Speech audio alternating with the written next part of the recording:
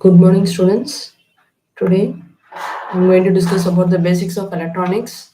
So let us start with the matter. Matter is made up of a molecules which consist of an atom. So according to Bohr's theorem, atom consists of positively charged nucleus and a number of negatively charged electrons, which will be revolved around the nucleus in a various orbits. When an electron is raised from the lower state to higher state, it is said to be excited. While exciting, if the electron is completely removed from the nucleus, atom is said to be ionized. So the process of raising the atom from normal state to ionized state is called ionization. According to Pauli's exclusion principle, no two electron in an atom can have the same set of four identical quantum numbers. So we know proton is a positive charge, neutron is a no charge, and your electron is a negatively charged. Now we are going to discuss about energy band gap. The electrons move in the atom in certain energy levels, but the energy of the electrons in the innermost shell is higher than the outermost shell electrons. The electrons that are present in the outermost shell are called valence electrons. These valence electrons containing a series of energy level from an energy band which is called as a valence band.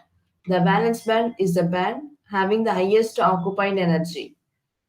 Then second band is conduction band. The valence electrons are so loosely attached to the nucleus that even at room temperature, few of the valence electrons leave band to be the free. These are called as free electrons, as they tend to move towards the neighboring atoms. These free electrons are the one which conduct the current in a conductor and hence called as a conduction electrons. The band which contain conduction electron is called conduction band.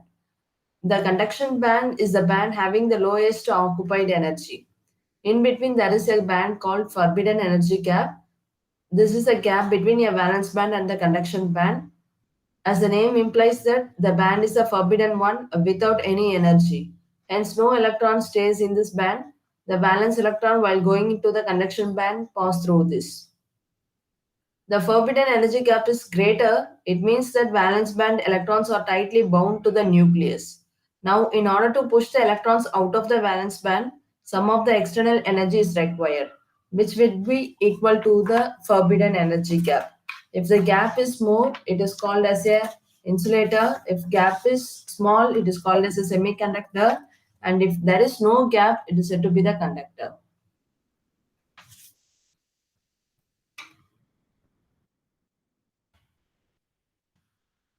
Let us discuss about semiconductor. It is a substance whose resistivity lies between the conductors and insulator. A semiconductor have the resistivity which is less than insulator and it is more than the conductor. The semiconductor has negative temperature coefficient, which means that increases with decrease in the temperature of resistance. That is, resistance is to be increases with decrease in the temperature. It is extensively used in the field of electronics. The transistor has replaced the bulky vacuum tubes. It is a two-terminal electronic component with PN junction. So this is also called as a rectifier. A semiconductor diode is a two-terminal electronic component with a PN junction. This is also called as a rectifier. There will be two forms. One will be the purest form of semiconductor and another one is the impurest form of semiconductor. So one in that impurest form, we have the two types, P type and N type. Based on the pentavalent and trivalent, there is donor and acceptors. We are having two types of electrons. Two types of elements. And now we are going to discuss about a diode. It is a two-terminal devices and it contains two types of current. One is called as a drift current and another one is a diffusion current. The diffusion current, when it is doping, when doping is done, there occurs the difference in the concentration of electrons and holes. These electrons and holes tend to diffuse from higher concentration of the charge density to the lower concentration level. Hence, as they are the charge carriers, they constitute the current called diffusion current. The N-type material has electron as majority carrier and few holes as a minority carrier. And the in P-type, it is the reverse one. If these two materials is brought to close each other to join, Then few electron from valence band of n-type material tends to move towards the p-type material, and few holes from the valence band of p-type material tends to move towards the n-type material. Then the region between these two material where this diffusion takes place is called as depletion region. The second current is called as a drift current. The drift current, this is the current formed due to the drift movement of charged particles of electrons or holes due to applied electric field. It's called as a drift current. The amount of current flow depends on the charge applied. The width of the depletion region also gets affected by this drift current. And we know that anode is a positive terminal and cathode is a negative terminal.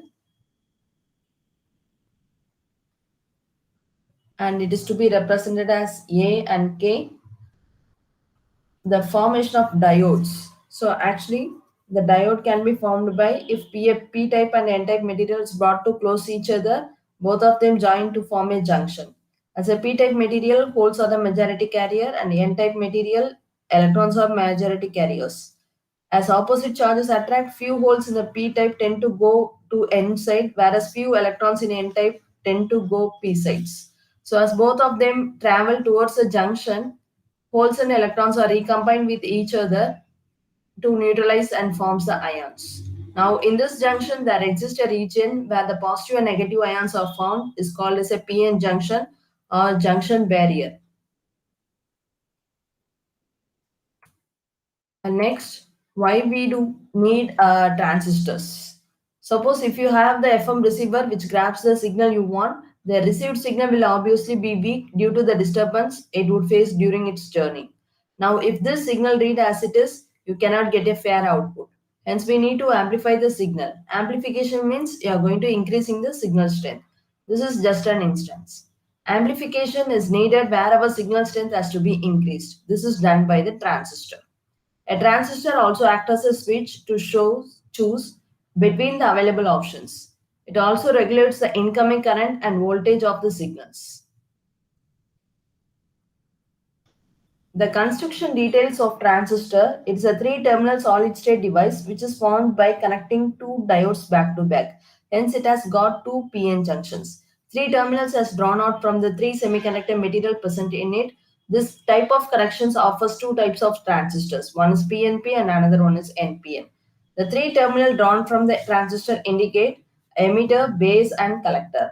There is a notch or projections will be there in laboratory transistors. So that is called as a emitter terminal. This is the base and collector. This is the way you have to identify the legs of the transistors. Emitter is always moderate in size and it is a heavily doped. Its main function is to supply the number of majority carrier, either it may be electrons or holes. It is simply indicated by the letter E. Then second one is base. Base is a lightly doped. It is a very thin and very lightly doped. It is indicated by the letter B, and its main function is to pass a majority carrier from emitter to collector. Then collector, it is a moderately doped and it is indicated by the letter C. Its main function is to collect the carriers. The arrowhead in the transistors diagram or configuration indicated the emitter of the transistors, emitter terminal. As the collector of the transistor has to dissipate much greater power, it is made to be large. But due to the specific function of emitter and collector, they are not interchangeable. Hence, the terminal always keep in mind while using the transistor. In a practical transistor, the PNP and NPN can be differentiated by using the multimeter.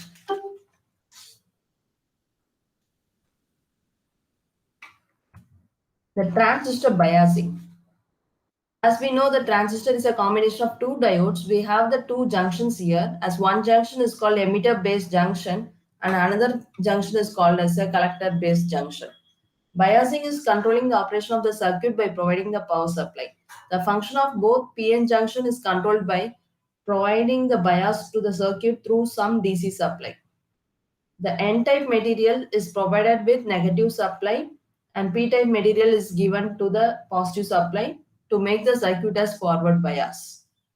By the N-type material is provided positive supply and P-type material is given negative supply to make the circuit reverse bias. By applying the power, the emitter based junction is always to be the forward bias as the emitter resistance is very small. The collector based junction is reverse bias and its resistance is bit higher. A small forward bias is sufficient at the emitter junction, whereas high reverse bias has to be applied at the collector junction.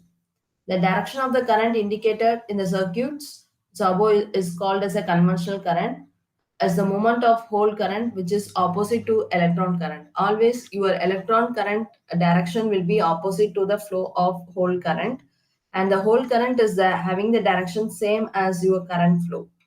Thank you, students.